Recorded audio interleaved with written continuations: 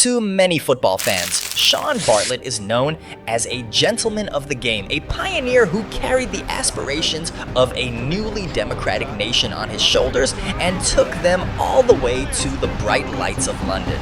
And when it came to scoring goals, pressing defenders, and delivering when it counted, very few could match him. In the history of South African football, certain names carry a specific weight. Some give you flair, some give you speed, but very few gave you the absolute solid consistency that Shaun had. From the Cape Flats to the Premier League, from the 1996 glory to the 1998 World Cup stage. This is a story of determination, humble beginnings, and the ability to deliver a clinical finish that left European defenders scratching their heads. Was Shaun Bartlett the most complete striker South Africa ever produced, or was he simply ahead of his time? Let's unpack the journey of one of the greatest to ever lace up a pair of boots in the green and gold.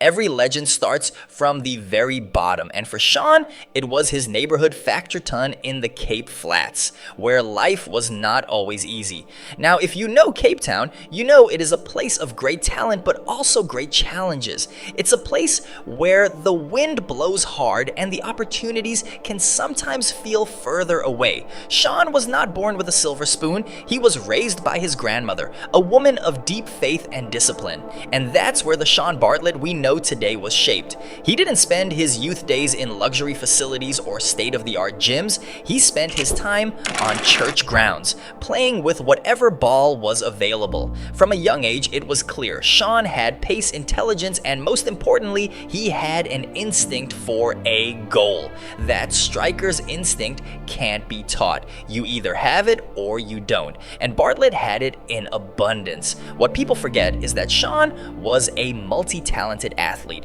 He could have easily been a professional cricketer because he had the hand-eye coordination, the patience, and the personality.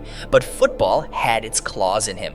You could see it in his early years that he had a physical presence that did not match his age. He wasn't just tall, he was brave. He joined Cape Town Spurs as a teenager, and that's where the urban warrior character was born. Under the mentorship of guys like Mish Davray, Shaun began to realize that his height wasn't just for defense. It was a lethal offensive weapon.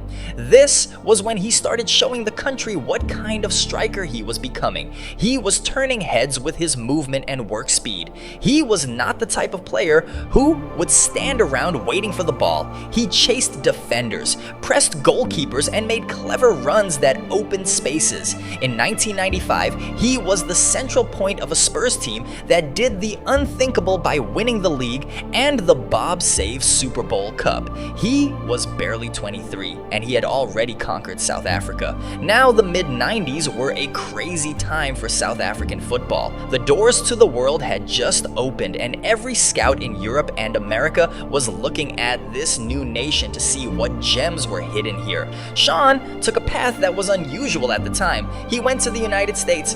This was the birth of the MLS. He played for the Colorado Rapids and the Metro Stars, now called the New York Red Bulls.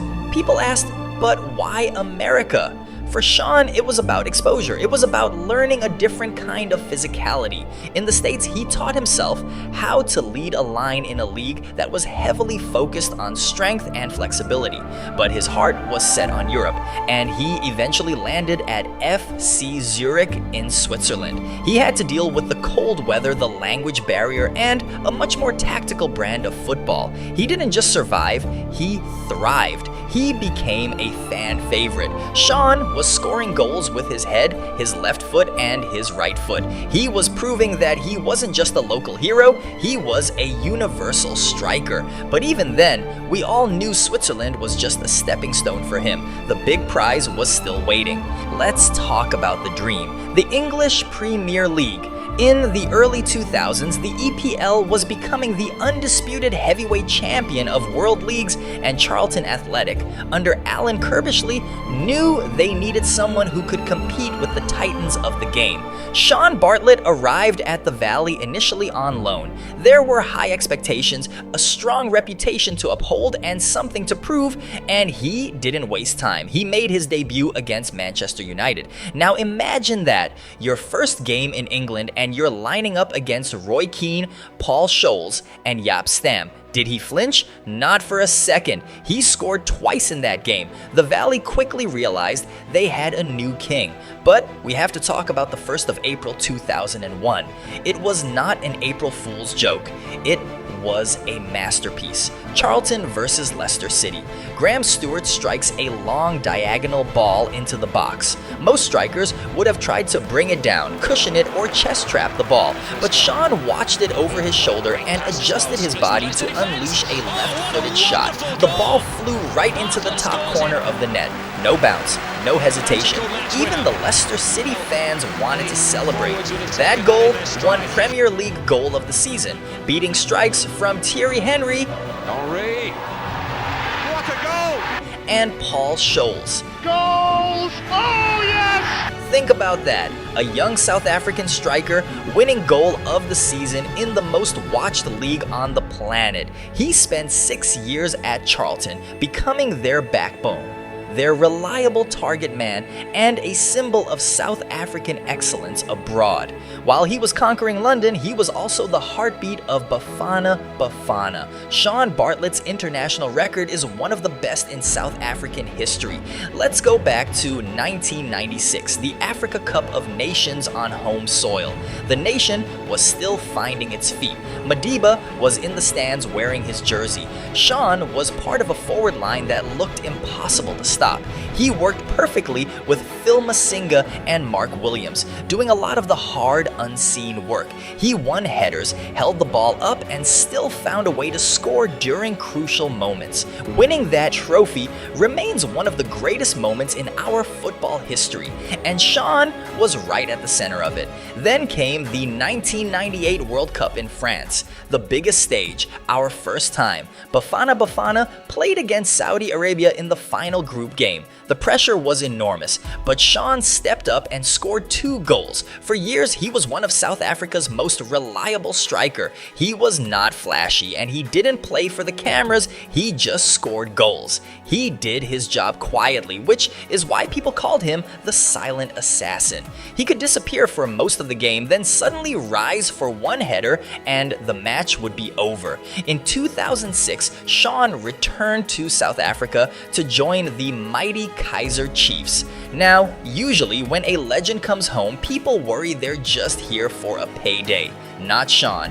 He brought a level of professionalism to Naturena that raised the bar for everyone. Even in his 30s, his movement was influential, and he continued to show that striker instinct is something you never lose. He became a regular goal scorer at Chiefs, played in big matches, and learned how to handle expectation from a massive fan base. When he finally thought of retirement, he didn't just walk away from the game. He knew he had a debt to pay to the next generation. So he went into coaching, starting at the bottom, learning the ropes at Golden Arrows, leading Tuks, University of Pretoria, to the top flight, becoming assistant coach at Kaizer Chiefs, and eventually returning to his roots to coach Cape Town Spurs. A full circle moment. So why are we telling this story today? We're telling it because South African football is in a constant search for its identity. We look for strikers who can compete on the world stage, and we often find ourselves looking back at the 90s and early 2000s with nostalgia. Shaun Bartlett represents a specific type of excellence. It wasn't just about talent, it was about character. No scandals, no noise, no headlines for the wrong reasons, just a relentless focus on his craft. He proved that South African players have the technical ability to score goal of the season in England.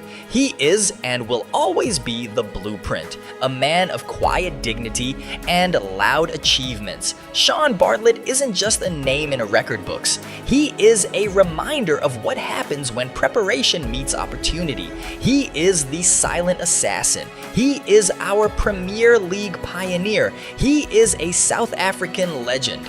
Yes, we've had Benny McCarthy, we've had Phil Masinga, but where does Shaun Bartlett rank in your greatest of all time list? Is he the most underrated striker we've ever produced? And that volley against Leicester, does it still give you goosebumps 25 years later? Drop your thoughts in the comments. Don't forget to like and subscribe, and I will catch you on the next one.